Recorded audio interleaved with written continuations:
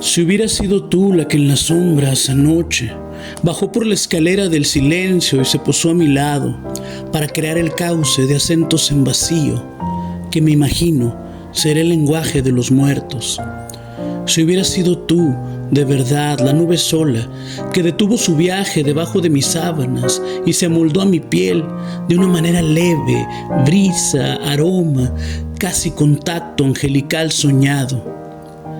Si hubieras sido tú la que apartando la quietud oscura se apareció, tal si como si fuera tu dibujo espiritual, que quiso convencerme de que sigues, sin cuerpo, viviendo en la otra vida. Si hubieras sido tú la voz callada que se infiltró en la voz de mi conciencia, buscando incorporarte en la palabra surgida de tu muerte por mis labios.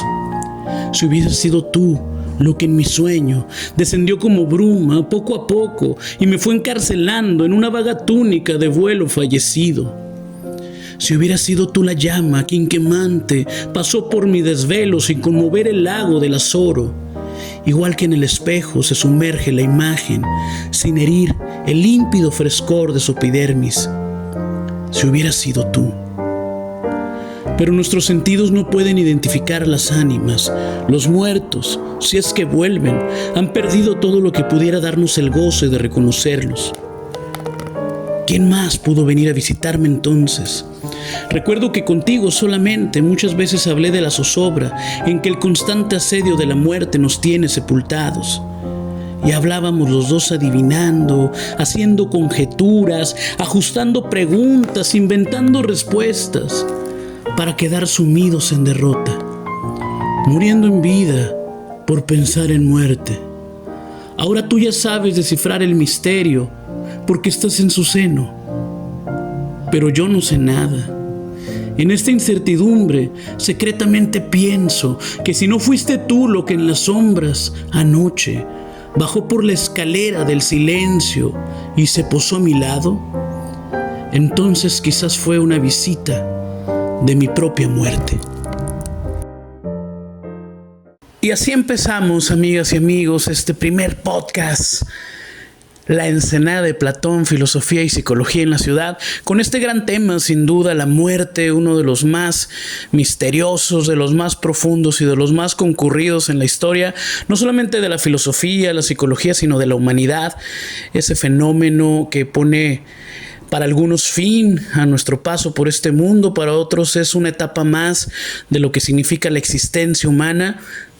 Y quise hacerlo precisamente con este bello poema, Si hubiera sido tú, del poeta de Cocula, Jalisco, Elías Nandino, un poeta médico, cirujano, estuvo en el Hospital Juárez de la Ciudad de México, también fue ganador del Premio Nacional de Poesía, un poeta por allá de los años 30 consumado, que sin duda por su ocupación y oficio de médico estuvo en constante contacto con la muerte y el sufrimiento que esta experiencia límite puede provocar en aquellos familiares, amigos, personas que rodeamos a los que ya se han ido.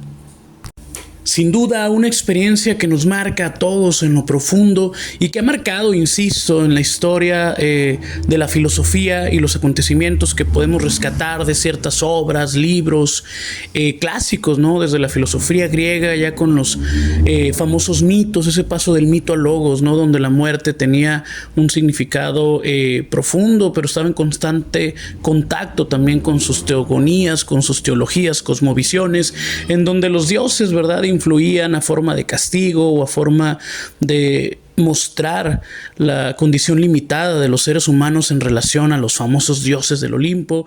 Y ya sea en la mitología griega, en el Hades o el inframundo, el libro tibetano de los muertos, el infierno y el descenso de Cristo para vencer la muerte en la tradición judio-cristiana, mencionando también diversas tradiciones religiosas, hasta filosofías o formas de interpretar este fenómeno que llamamos la muerte. Por ejemplo, Sócrates, ¿no?, que en su condena a morir envenenado por cicuta le dice el famoso diálogo de Platón, la apología, a su discípulo Jenofonte: recuérdame, querido, que le debemos un gallo a Asclepios, o Esculapio, como le llamaban los romanos, dios de la medicina, de la salud, ya que Sócrates, insisto, desde la perspectiva platónica, concebía la muerte como un gran alivio, una gran salud, una gran liberación del cuerpo tan molesto que era, según ellos, la cárcel del alma. Por lo tanto, se siente Sócrates comprometido a rendirle un tributo, una ofrenda, un gallo en ese sentido, a el dios Asclepios, ¿no? O Esculapio, por haberlo liberado, sanado de esta condición limitada que es la vida. Liberación para unos, castigo para otros, tormento, tristeza, melancolía para muchos. Sin duda la muerte es uno de los fenómenos que más marcan nuestra experiencia por este breve instante que es la vida. Como podemos ver y escuchamos en el poema de Elías Nandino, ese gran poeta, insisto, de Cocula, Jalisco, es común que la primera sensación que tengamos de la muerte es la muerte del otro, no la nuestra.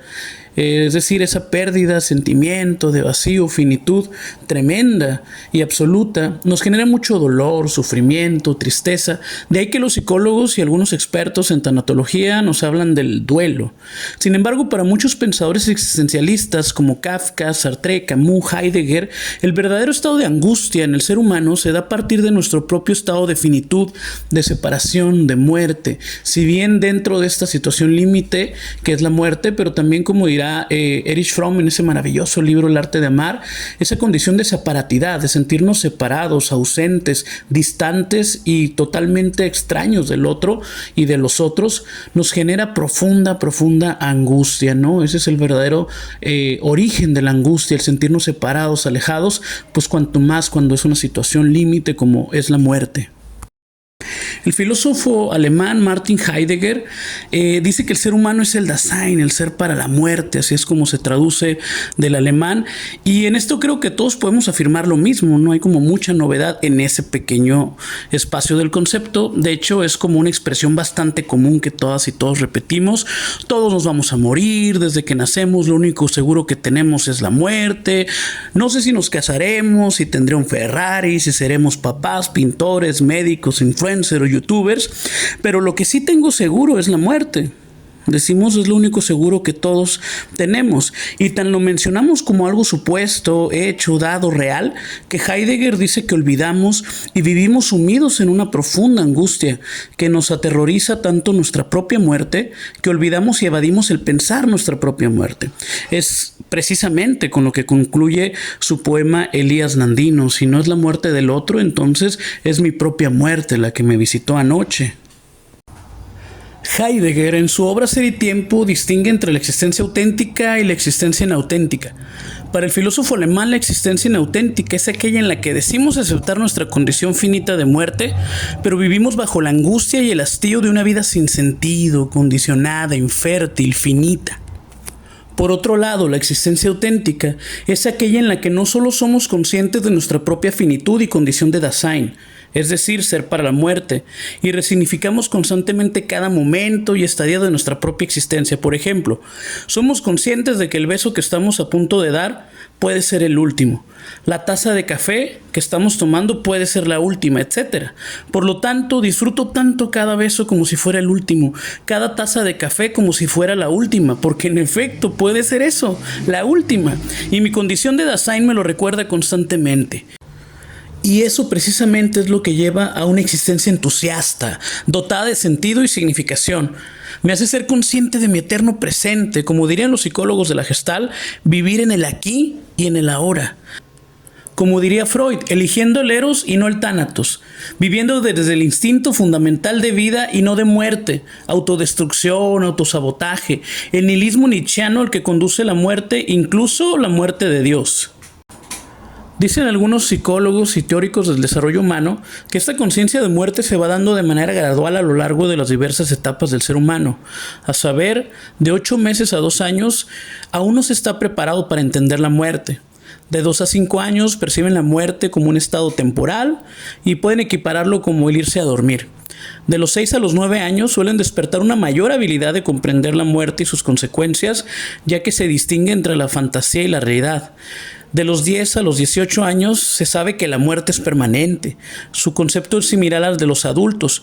Pueden captar el significado de los rituales, cultos, incluso pueden solicitar participar de ellos, como ritos funerarios, misas de exequias, etc.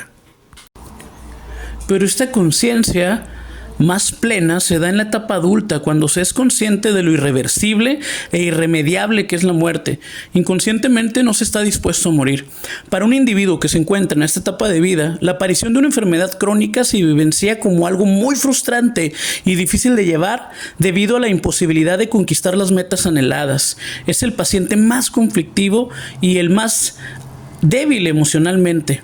Se piensa en torno a la muerte, pero desde una evasión, desde una negación. Por otro lado, el adulto mayor en esta etapa puede experimentar la sensación de que en cada momento algo está terminando. Uno de los procesos más importantes a realizar en esta etapa de vida es el de despedirse y cerrar todos los asuntos pendientes. Las personas mayores tienden a fijarse objetivos a corto plazo y adoptar sobre todo una filosofía de vida que consiste en el vivir día a día. Esta situación de enfrentarnos a nuestra propia muerte y sobre todo la muerte de aquellas personas que amamos, nuestros seres queridos y amigos, es lo que llaman duelo. Muchos psicólogos, psicoterapeutas y expertos en la terapia de duelo, que llaman tanatología, consideran que hay todo un proceso gradual que conviene llevar, sobre todo de la mano de algún psicoterapeuta profesional de la salud mental. Durante este proceso de duelo pueden aparecer sentimientos de enojo, culpa, tristeza, alucinaciones, también trastornos del sueño, alimentación o incluso alguna depresión. Existen diversos escritores, autores sobre tanatología o este proceso de duelo. Una de ellas, y la más importante a mi parecer, Elizabeth Kubler-Ross, con ese libro maravilloso que es un clásico de la psicoterapia de duelo o tanatología, La Rueda de la Vida. Ella maneja 5 etapas de duelo que son graduales: la negación, el enojo, la negociación, la depresión y la aceptación. Si bien estas 5 etapas del proceso de duelo son graduales, cada proceso en cada persona será distinto. Conviene mucho un proceso psicoterapéutico profundo, serio, para iniciar este proceso de sanación. Como dice Jorge Bucay, así empieza el camino de las lágrimas. Quisiera para terminar este podcast leerles un breve extracto de uno de sus capítulos de esta colección de libros que tiene Jorge Bucay, gran psicólogo y psicoterapeuta, El camino de la felicidad, El camino de las lágrimas. En este caso, este último, para cerrar, donde creo que nos aporta muchísimo sobre la importancia de tener una conciencia no solamente sobre nuestra muerte y la muerte del otro, sino de nuestro compromiso con nuestra propia felicidad, en donde si bien la conciencia de la muerte y la presencia de esta condiciona de algún modo nuestra existencia, nosotros debemos, como decía Heidegger, siempre resignificar profundamente este estadio o esta conciencia de ser para la muerte. El texto dice así: empieza el camino de las lágrimas, así conectándonos con lo doloroso, porque así es como se entra en este sendero, con este peso, con esta carga, y también con una creencia inevitable, aunque siempre engañosa, la supuesta conciencia de que no lo voy a soportar. Aunque parezca increíble, todos pensamos al comenzar este camino que es insoportable. No es culpa nuestra, o por lo menos no es solamente nuestra culpa. Hemos sido entrenados por los más influyentes de nuestros educadores para creer que somos básicamente incapaces de soportar el dolor de una pérdida, que nadie puede superar la muerte de un ser querido, que moriríamos si la persona amada nos deja y que no podríamos aguantar ni siquiera un momento el sufrimiento extremo de una pérdida importante, porque la tristeza es nefasta y destructiva. Y nosotros vivimos así, condicionando nuestra vida con estos pensamientos.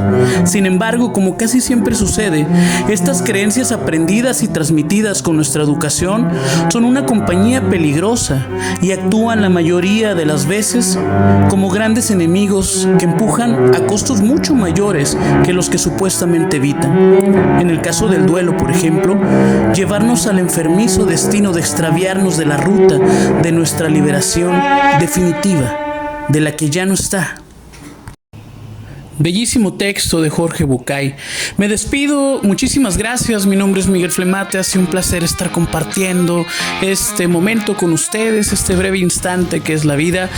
Me despido no sin antes cerrar con una frase que me gusta mucho del buen Alejandro Sanz, que dice que el mejor homenaje que podemos hacer para los que ya se han ido es seguir viviendo. No puedo sin la vida vivir, no puedo sin el ser humano, decía el buen Neruda. Muchísimas gracias, cuídense mucho, esténse contentos y nos vemos la próxima. I've witnessed your kind before and I'll do it again. The kind that gets booted out on their rear, but in the end there's still as bloody dents as